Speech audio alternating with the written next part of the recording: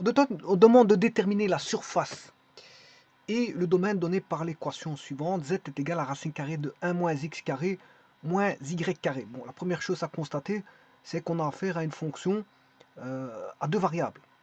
Deux variables bien sûr indépendantes et une variable dépendante. La variable dépendante étant z, elle dépend de x et y. Elle dépend de x et y. Et x et y sont les variables indépendantes. Donc c'est-à-dire qu'on va rentrer des valeurs réelles, bien sûr, c'est une fonction de R dans R, pour lequel on va avoir le tracé d'une surface. Une surface. Bien sûr, cette surface-là a un domaine bien défini. Alors pour voir qu'est-ce que c'est comme type de surface, si on prend la courbe ici, je vais la retravailler de la façon suivante. Z est égal à... Je vais mettre tout au carré.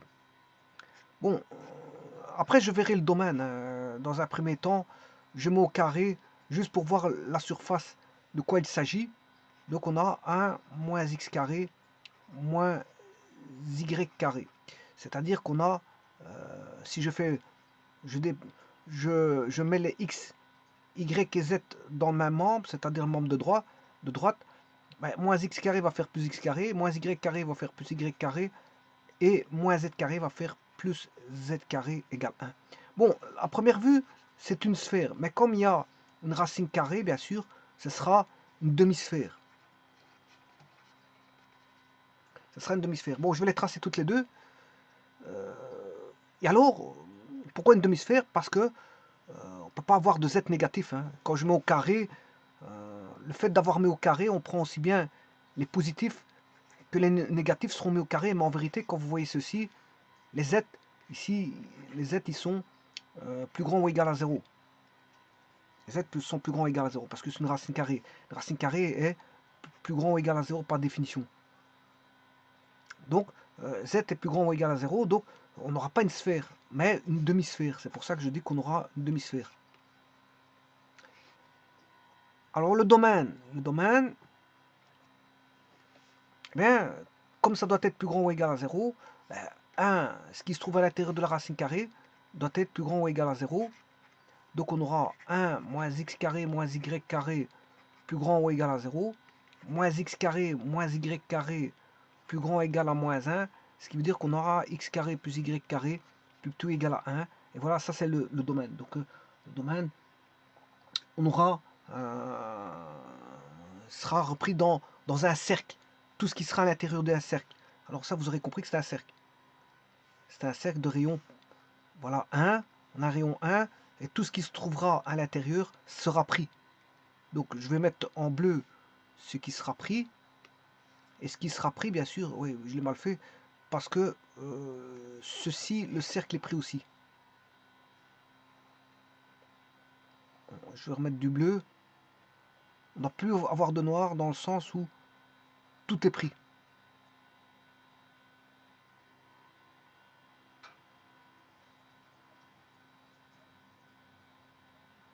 Voilà. Tout est pris. Même le contour est pris, c'est ça que je veux dire. Hein. On a un contour qui est une ligne. Bien, il va s'agir de prendre quoi?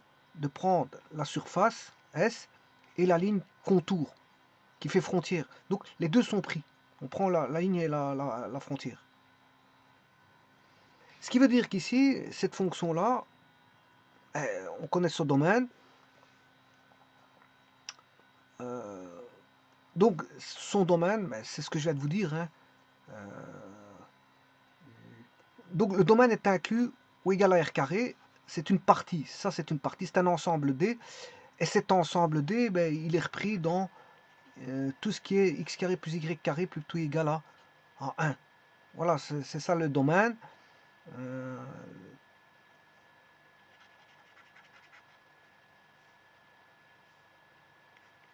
On va dire que le domaine de la fonction ici, c'est x carré plus grand ou égal à, doit être plus petit ou égal à 1. Voilà son domaine. C'est l'ensemble des points qui vérifient ceci. Voilà, ça c'est le domaine. Et bien sûr, il doit être les z sont positifs ou voire nuls, hein. Donc les z, c'est-à-dire égal, c'est comme si on disait que les z doivent être positifs ou nuls.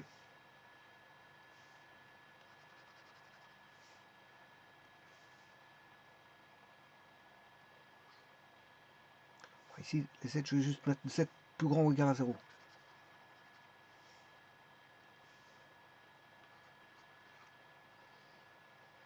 Voilà, donc les x carrés se retrouvent à l'intérieur d'un cercle, et les z, et c'est une demi-sphère, comme dessin, et le domaine, c'est un cercle. Eh bien, si je mets ça en musique sur GeoGebra, tout d'abord, je vais bien vous montrer qu'ici, je suis en 3D, donc il faut que j'aille chercher la 3D.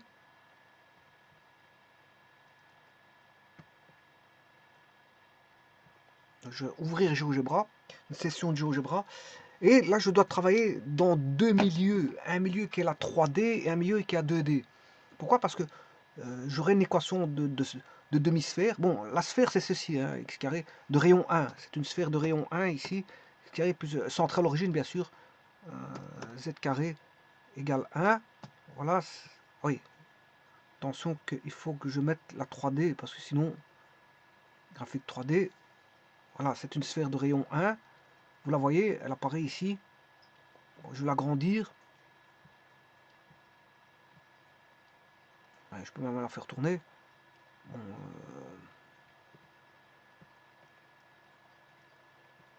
ah, ça c'est cette sphère. Bon, mais en vérité on n'a pas ça, parce qu'on a une demi-sphère, et la demi-sphère, je vais rechercher l'équation de la demi-sphère, c'est SQRT, donc la racine carrée de 1 moins x carré moins y carré. Voilà, là ça, on a une demi-sphère, voilà, elle est en vert.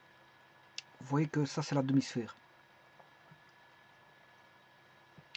Alors pour ce qui concerne du... alors je peux faire des coupes par des plans. Alors le plan le plus bas c'est z égale 0. Voilà, ça c'est le plan le plus bas. Petit instant, voilà. Ça c'est le plan le plus bas. Et le plan le plus haut, ben, c'est z égale 1. Voilà. Ça, ce sont les deux plans. Donc la demi-sphère est comprise entre ces deux plans.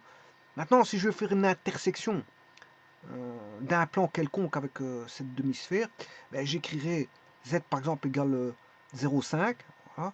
Et là, vous voyez qu'il y a une intersection. Pour aller chercher cette intersection, ben, je peux faire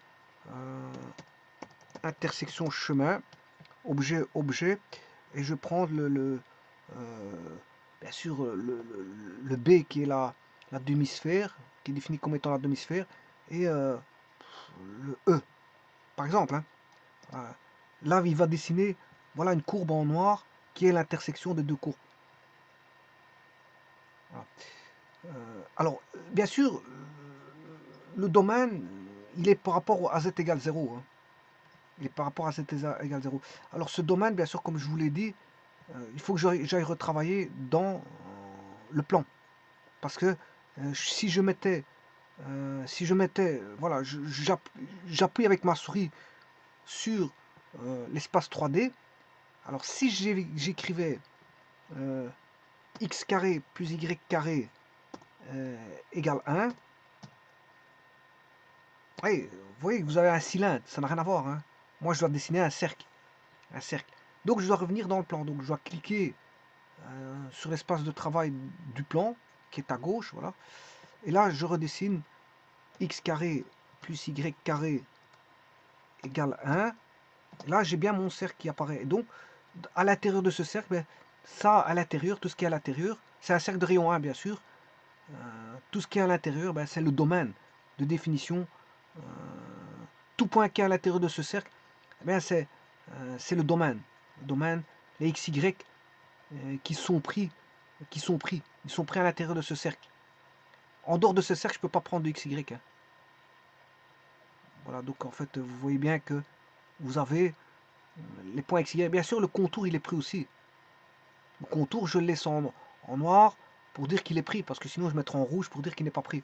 Mais ici il est pris, le contour est pris, j'ai le droit de mettre des valeurs qui sont sur ce contour-là, c'est-à-dire je vais prendre un point sur objet, voilà, je vais mettre sur ici, voilà, ce point-là, il fait partie du domaine, c'est-à-dire que si je devais remplacer le point racine carrée, je vais faire la racine carrée, voilà, de 1 moins 0,65, 0,65 bien sûr au carré, moins 0,76 au carré. On sait bien que le moins ne jouera pas avec le carré, mais enfin bref, je le mets quand même. Ah, ici c'est non défini.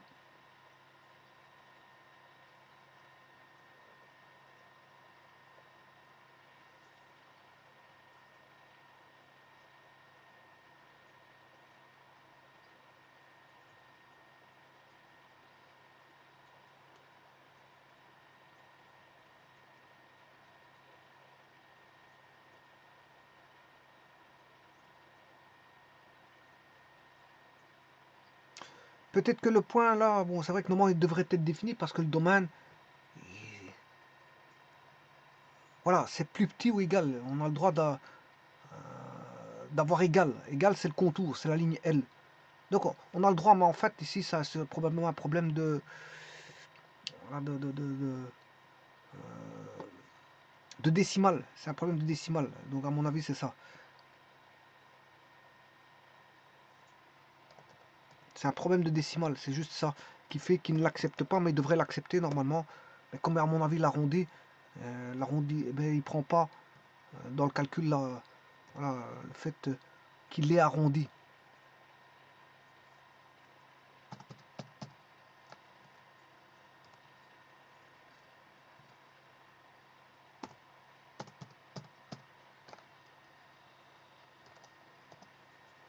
Oui, en fait, il le prend pas. Parce que si je devrais, à mon avis, c'est les décimales. Hein, il a arrondi qui fait qu'il y a un dépassement. Parce que le domaine, c'est vraiment ça. C'est plus petit ou égal. Donc à 1. Et donc 1, il est pris. Il peut être sur le cercle de rayon 1. Peut-être sur le cercle de rayon 1. Donc là, c'est parce que c'est une histoire d'arrondi. Hein, c'est une histoire voilà, voilà, de décimale. Donc on a une demi-sphère positive, centrée bien sûr en 0 et de rayon 1. Maintenant, si je devais prendre un autre nombre, je pourrais ici avec un autre nombre à l'intérieur. Voilà, je prends un point du plan. Voilà. On va essayer ceci, s'il devrait le prendre. SQRT, donc 1 moins 0,41 au carré moins 0,47 au carré. Vous voyez qu'il trouve un Z bien défini qui se trouve bien sûr sur la sphère, hein, la demi-sphère. Donc ce point,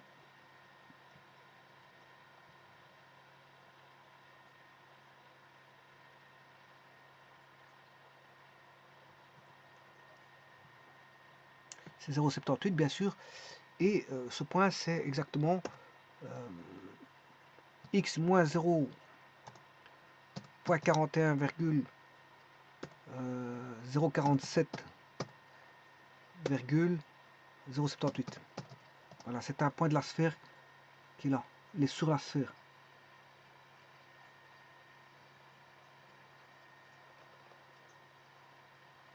Donc tout point que vous allez prendre à l'intérieur du cercle. Bon, je prends un point particulier pour vous dire que ça marche sur la ligne. La ligne, je peux prendre le point x égale 0, y égale 1. Donc, si je prends x égale 0, regardez bien, on va voir 0.